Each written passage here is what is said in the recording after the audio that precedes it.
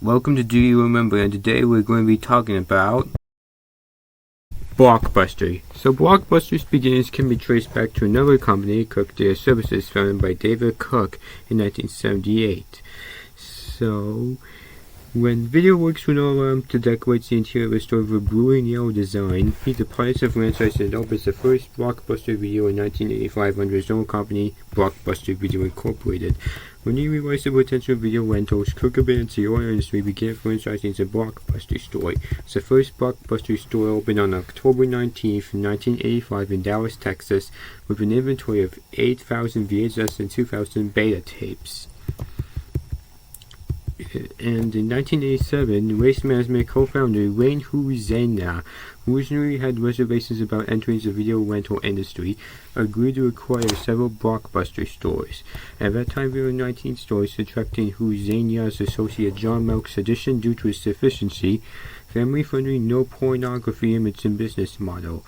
Huizena and Melk utilized techniques from their latest business, and Ray Kroc's model of expansion to rapidly expand Blockbuster, and soon they were opening a new store every 24 hours. They took over many of the existing Blockbuster franchise stores, and Huizena spent most of the late 1980s acquiring several Blockbuster's rivals, including Major Video. In 1989, Nintendo attempted to allow Blockbuster's VOD to win video games, filing multiple lawsuits and lobbying the U.S. Congress to ban the practice. Nintendo ultimately lost the battle, which paves the way for future video game rental.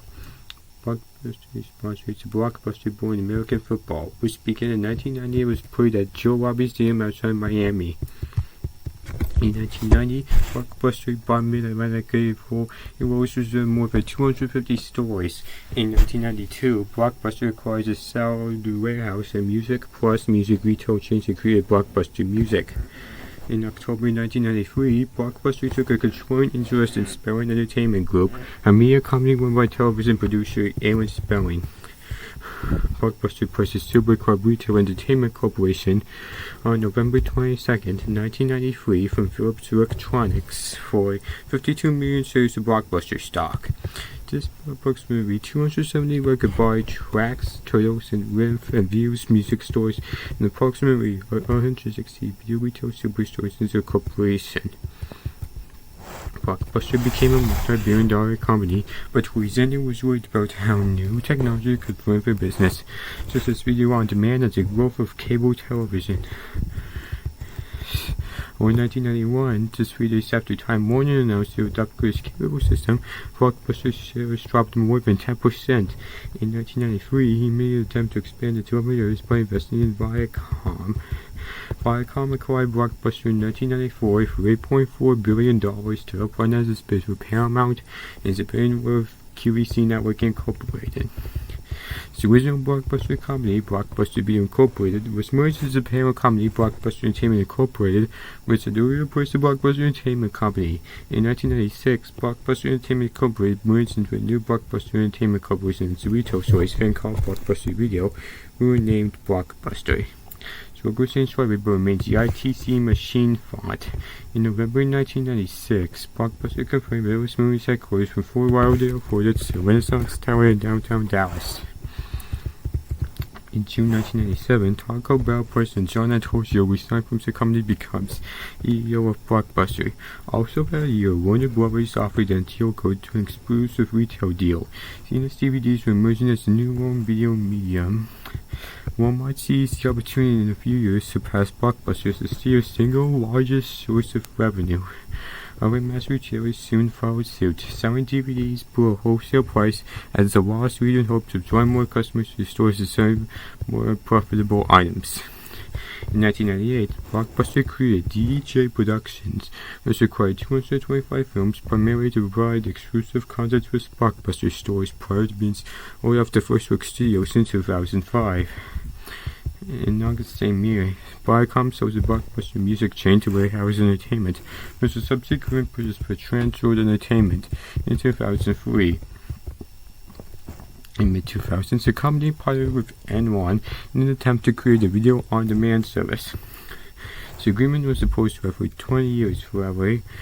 N1 terminated the deal in March 2001 over fears that Blockbuster would not be able to provide sufficient films with the service. Also in 2000, Blockbuster turned down the chance to purchase a fledgling Netflix for $50 billion.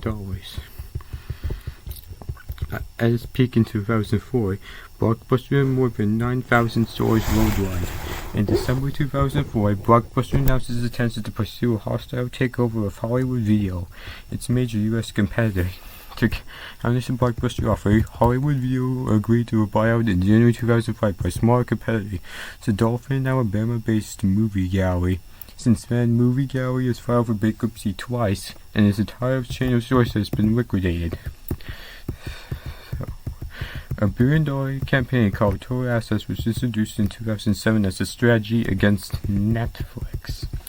In June 19, 2007, after a pilot program launched in late 2006, Blockbuster announced it had chosen Blu-ray over ADHD format to rent the majority of its stores. On July 2, 2007, the company named J.W. Keys, former president and CEO of 7-Eleven, as the new chairman and CEO. So MovieLink was an online video service for our customers to download movie rentals from a library of over 6,000 films created in 2002 by 5 major studios including Warner Brothers, MGM, Paramount Pictures, Sony Pictures, and Universal Studios. On February 17, 2008, Blockbuster proposed the buyout of struggling Circuit City. However, following a due diligence review of Circuit City's financial books, Blockbuster withdrew its offer in July 2008. Subsequently, Circuit City filed bankruptcy on November 10, 2008 after liquidating all of its stores, ceased operations on March 8, 2009. At the beginning of 2010, Blockbuster had over 6,500 stores, which 4,000 were in the United States, a number that valued to 3,425 in October the same year. In the United States, it planned to close between 810 and 960 retail stores. Instead, launched as many 10,000 Blockbuster Express Video rental kiosks by the middle of 2010. In March 2010, Blockbuster began ADRs for rentals not returned by due in the United States. Liquidation of Movie Gallery began in May 2010, eliminating Blockbuster's primary competitor. So,